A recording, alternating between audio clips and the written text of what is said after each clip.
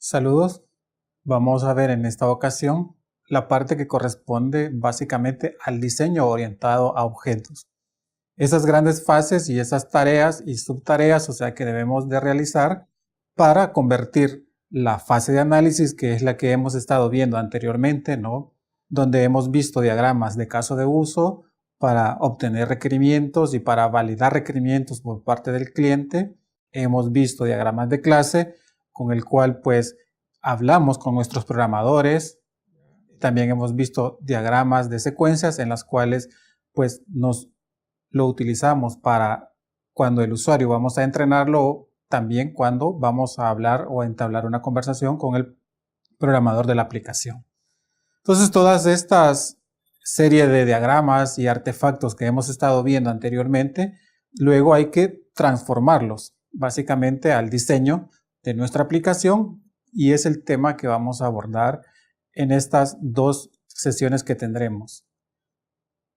El diseño básicamente lo vamos a dividir en estas 4 fases que tenemos acá. El diseño de los subsistemas, o sea, es decir, en una de las videos que hemos visto sobre creación de diagramas de colaboración y diagramas de caso de uso, hemos visto que podemos hacer el uso de paquetes. Los paquetes hemos dicho que son funcionalidades propias, o sea, de cierta área o de cierto proceso o de cierta tarea que hay que hacer. Esa funcionalidad es la que nos va a determinar cuántos subsistemas van a haber dentro de lo que es el macrosistema que estamos generando. Luego de eso, pues tenemos el diseño básico de objetos y de las clases, o sea que hemos trabajado, que hemos visto que lo mejor es trabajar con jerarquías. Luego el diseño de mensajes, o sea, cómo voy a comunicarme con los demás objetos o con los demás sistemas, o sea, cómo va a ser esa interacción. Y por último, pues y quizá lo menos, es el diseño de responsabilidades, o sea, que va a tener cada uno de los elementos que hemos estado analizando y diseñando posteriormente. Hay una estrecha relación entre la fase del análisis y la fase del modelo o el diseño del sistema, ¿no? Por la parte del análisis tenemos las tarjetas CRC o las tarjetas que nos definen las clases, las responsabilidades y las colaboraciones. Es decir, es una tarjeta que desarrollamos por cada una de las clases que hemos analizado y creado. Definimos una serie de atributos ya para cada uno de ellos y juntamos para crear jerarquías, etcétera, ¿no? También tenemos el comportamiento, ¿verdad? Donde nosotros definimos todos los métodos que va a tener nuestro sistema y nuestras clases, y las relaciones, esa colaboración que se tiene para que un objeto envíe un mensaje hacia otro y este responda o no responda, dependiendo si el mensaje es síncrono o asíncrono. Ok, todas esas tareas que ustedes ven en la parte del análisis tienen que ver con una de estas fases del diseño. Por ejemplo, las tarjetas CRC las vamos a utilizar para el diseño de responsabilidades dentro de lo que es el sistema macro, ¿no? Y, por ejemplo, para el diseño de los subsistemas, la relación de los objetos, las jerarquías que podamos tener, los paquetes que podamos haber diferenciado o encontrado dentro de lo que es el análisis. Entonces, vamos a transformar todos esos artefactos que elaboramos en la fase de análisis y validamos en esa misma fase, y ahora vamos a pasar a lo que es básicamente el diseño. El enfoque estructurado, ¿verdad?, versus el enfoque orientado a objeto nos permite de alguna manera interactuar con cada uno de ellos y podemos ver esta serie de pasos o tareas que hay que hacer, ¿verdad? La primera es la representación de la jerarquía o de módulos, que dentro de lo que es el análisis estructurado también se hace a través de los diagramas top-down. En nuestro caso del análisis orientado a objetos, pues lo hacemos utilizando las jerarquías de clase, ¿verdad? O sea que tenemos, y los paquetes que también tenemos, ¿no? Luego vamos a una definición de los datos, que lo hacemos a partir de las clases o del diagrama de clases que hemos generado. La lógica de los procedimientos, ¿verdad? O el comportamiento de cada uno de los objetos, o sea, que vamos a tener. las indicaciones de secuencia de proceso final a final, ¿verdad? O de punto a punto, o sea, que se va a tener, ¿verdad? O sea, cómo va esa lógica desde que entra el dato hasta que sale el dato procesado en información. Luego vamos a la representación de los estados y la transición de esos estados, si un objeto va a existir o se va a persistir, etcétera, ¿no? Eso tenemos que hacerlo y eso lo vemos en los diagramas de secuencias o en los diagramas de colaboración, que aunque no los hemos visto, también está ahí. Luego vamos a la definición de clases y jerarquías, ¿verdad? Donde pues aplicamos la composición de clases, ya, también las interfaces de clases, o sea, también pueden ser vistas acá. La asignación de operaciones a clases, las operaciones detalladas que cada una de esas clases va a tener, ¿verdad? Los mensajes con los cuales se van a interconectar o se van a enviar datos o va a responder con ciertos datos a un objeto o clase y la identificación de algunos servicios exclusivos, ¿verdad? Este modelo nos lo plantea esta persona que ven aquí, ¿verdad? Fishman y Kemerev, que son unos gurús del orientado a objetos, ¿no? Entonces, esta es como la serie de macro pasos que nosotros tenemos para poder definir el diseño, que en cierto momento se traslapa con el enfoque estructurado debido a ciertas tareas que son comunes. Veamos aspectos del diseño. ¿Por qué tenemos que volver a tomar todo aquello que hicimos y pegarle una leída? Es para que ciertas cuestiones, o sea, queden y hagan que el sistema sea más fácil de poder administrar o más fácil de poder ser mantenido en un futuro. Por ejemplo, ¿para qué vamos a descomponer? Pues vamos a descomponer el sistema en subsistemas o en paquetes para poder resolver problemas un poco más pequeños. La misma filosofía del análisis estructurado, donde pues utilizamos un diagrama top-down para poderlo hacer. Entonces acá es esa misma filosofía, tener unidades lingüísticas modulares, ¿verdad? Que me permitan trabajar un modelo, un mini modelo, para que el usuario y el desarrollador y el analista se pongan de acuerdo sobre eso y luego pues a través de un análisis ya sea estructurado o orientado a objeto, pues seguir colocando muchas más actividades o más menús, ¿verdad? Opciones en el menú para el sistema.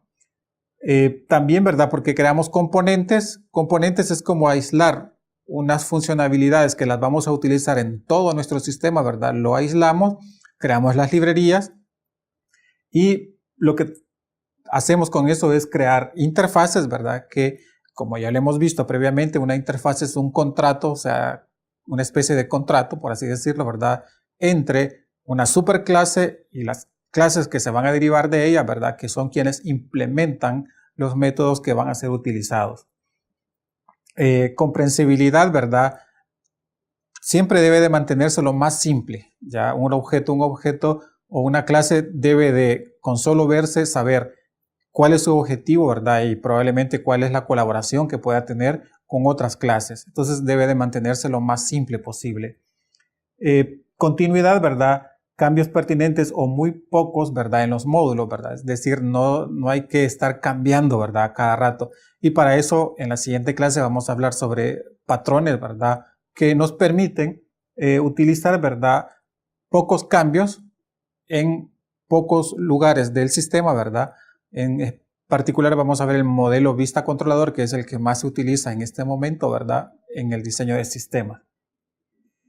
Y la protección, ¿verdad? Hay que en algunas veces ocultar cierta información, hay que ocultar cierta lógica del negocio, ¿verdad? Que no quiere probablemente el dueño de la aplicación que se ponga a disposición de todos los demás, ¿verdad? Entonces es necesario utilizar el ocultamiento de la información, ¿verdad? O encapsular mediante aquellos parámetros que hemos visto, ¿no? Privados, protegidos, públicos, etc.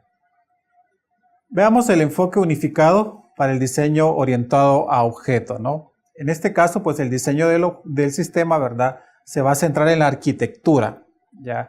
Qué tipo de servidores vamos a utilizar, ¿verdad? Qué tipo de navegadores, qué hardware vamos a utilizar, ¿verdad? Es decir, la arquitectura, ¿verdad? O sea, cómo está montado ese sistema dentro de lo que es nuestra organización o la organización para la cual estamos trabajando, ¿no? Entonces, eso es la parte del diseño, ¿no? Hacer ese diagrama macro, o sea, de dónde van a estar los componentes, qué componentes y cuál es la tecnología que vamos a utilizar. Por el otro lado está el diseño de los objetos, ¿verdad? O de las clases, que es un poco más detallado, ¿ya? En el sentido de que vamos a describir plenamente todos los atributos, vamos a describir todas las operaciones que debe de realizar cada uno de los objetos. Adicional a eso, ¿verdad? También es necesario que definamos, o sea, qué atributos son compartidos, qué atributos no pueden ser vistos por las demás clases, ¿verdad? O cuáles sí pueden ser vistas por probablemente clases amigas, ¿verdad? O clases que se derivan o que están en otros archivos que van a ser utilizados. Este esquema que estamos viendo acá es el que me representa las grandes fases del diseño orientado a objetos. Lo primero que tenemos que hacer es el diseño básico del sistema que estamos diseñando, ¿no? O que estamos creando, propiamente dicho. Luego vamos al diseño de los objetos. Vamos a ver en detalle estas dos fases en lo que resta de la clase. Luego tenemos un diseño de la interfaz del usuario, que para esto pues hay ciertas métricas, o sea que hay que utilizar, ¿verdad? Hay que hablar mucho sobre los colores corporativos probablemente que hay que utilizar para la aplicación. También vamos a hablar de la gestión de datos en futuras clases y la gestión de tareas, o sea, qué tenemos que hacer, como darle el mantenimiento del sistema, ¿verdad? Etcétera. Propiamente hablando de lo que es el diseño del sistema, tenemos estas tareas que hay que desarrollar dentro de lo que es el mismo. Particionar el modelo del análisis, ¿verdad? Los pequeños subsistemas que hemos venido diciendo, la asignación y concurrencia de los subsistemas, ¿verdad? Si un sistema, por ejemplo, va a tener que conectarse con el sistema de Hacienda, entonces, y el sistema de Hacienda va a obtener ciertos datos de nuestro sistema, ¿verdad? O con los sistemas de la superintendencia del sistema financiero, esto tendríamos que verlo acá, ¿verdad? O con alguna otra empresa amiga, ¿verdad? Por ejemplo, un proveedor de materia prima que necesite acceder a nuestras bases de datos para saber en qué momento va a dar un pedido o va a enviar un pedido. El componente de administración de tareas, las interfaces de usuario, ¿verdad? Que hay que crear, componentes de la administración de datos, que acá va a ser importante el uso de un motor de base de datos, ya sea orientado a objetos, ¿verdad? O de manera relacional, que son los dos formatos, o sea, que actualmente se tienen dentro de lo que es la industria. La componente de gestión de recursos, aquí estamos hablando de, por ejemplo, asignación de memoria para una aplicación web, si van a haber muchos usuarios concurrentes, o sea, cuánto tiempo de CPU le vamos a asignar a cada uno de los usuarios, etc. Y la comunicación que vamos a tener entre los diferentes subsistemas, ¿no? Si vamos a utilizar XML para poder hacerlo, en el caso de que hayan sistemas, o sea, que pues son totalmente incompatibles, entonces va a haber necesidad de incluso quizás de utilizar archivos CVS para poder compartir información. Cuando desarrollamos los objetos, básicamente vamos a hacer dos tareas. La parte es la descripción propia de los objetos, ¿verdad? En donde vamos a definir los mensajes que se van a recibir, ¿verdad? Dentro de lo que es el objeto y los que se van a ser enviados también, ¿verdad? Y la implementación de operaciones con cada uno de esos mensajes, o sea, que hemos recibido.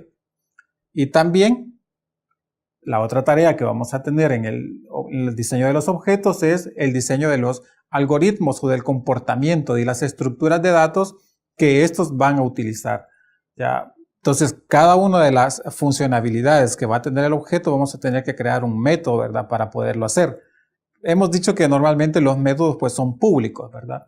Y también las estructuras de datos, o sea, que vamos a utilizar para obtener esa información y para procesar esa información que posteriormente pues va a servir como salida de nuestros sistemas.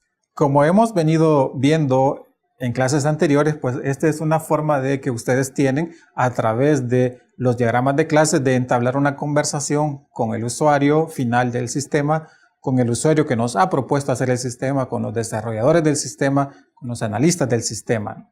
Entonces el diagrama de clases también lo podemos utilizar para crear nuestro diagrama conceptual y ver cuál es esa relación que existe entre cada una de las diferentes entidades que conforman el ecosistema que estamos trabajando.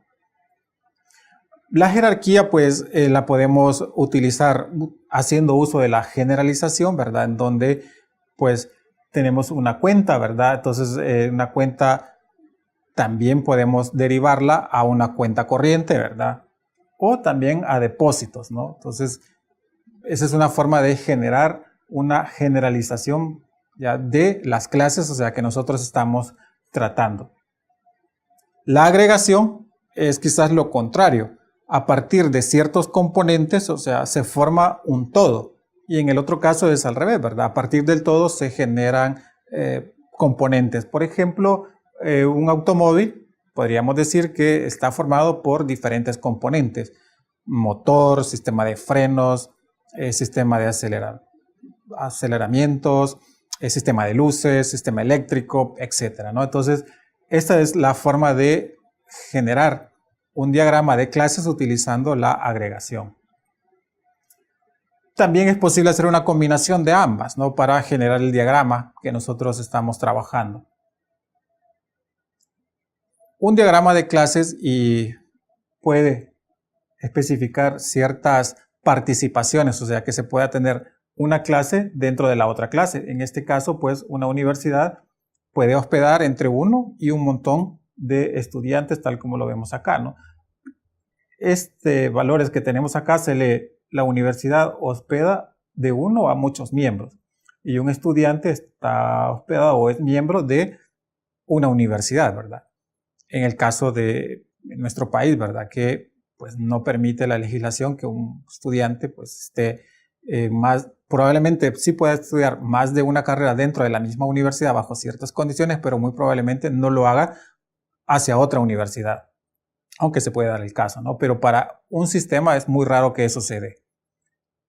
Igual en el otro caso que tenemos allá, ¿verdad? Un administrador puede administrar o gerenciar, ¿verdad? A uno o muchos empleados, pero un empleado solamente puede tener un administrador o un jefe, ¿no? Entonces, esta semántica, o sea, que se le da al diagrama de clases también es importante para poder trabajar con los usuarios. El diagrama de caso de uso, ¿verdad? Que hemos dicho que son como las opciones, o sea, que vamos a tener dentro de lo que es nuestro sistema, ¿verdad? Y con las diversas formas, o sea, que tenemos de desarrollar los casos de uso, ¿verdad? Cuando un caso de uso es obligatorio, cuando es opcional, ¿verdad? Entonces, estas son algunas de las formas, o sea, que ustedes tienen también de poder validar requerimientos. Diagramas de colaboraciones, en este caso un diagrama de secuencia, ¿verdad? Que hemos visto también, ¿verdad? Cómo se desarrollan utilizando la herramienta de ASTA. Entonces, donde en este caso pues tenemos un cliente, ¿verdad? De un banco, donde va, ¿verdad? A verificar ciertas transacciones a un banco, ¿no? Entonces, en este caso pues estamos viendo cuál es esa secuencia de acciones, o sea, que se toman en consideración.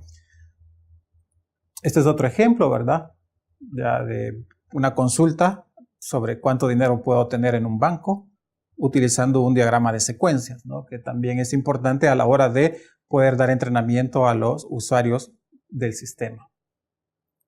En resumen, hemos visto que el diseño orientado a objetos se va a dividir en dos grandes actividades.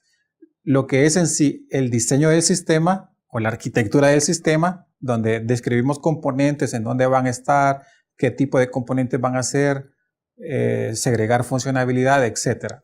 Y básicamente, o propiamente dicho, el diseño de los objetos y de las clases, o sea, que van a interactuar para dar vida a ese sistema, o sea, que estamos trabajando, ¿no? El diseño del sistema, ¿verdad? Va a crear la arquitectura del producto definiendo una serie de capas que van a cumplir ciertas funcionalidades, ¿no? Entonces, algunos de los componentes, y es lo que vamos a ver en la siguiente sesión, es el modelo vista controlador, que pues va a tener la parte de la interfaz del usuario, la gestión de datos propiamente dicha, ¿verdad? Y los mecanismos de gestión de tareas, los controladores que tenemos, ¿verdad? Y pues para ello vamos también a revisar un poco sobre lo que son las arquitecturas que se utilizan para el diseño de objetos que se involucran en la creación de sistemas más complejos, ¿no? Entonces, esto es lo que hemos visto hasta ahora, ¿verdad? En esta clase. Por la atención prestada, gracias.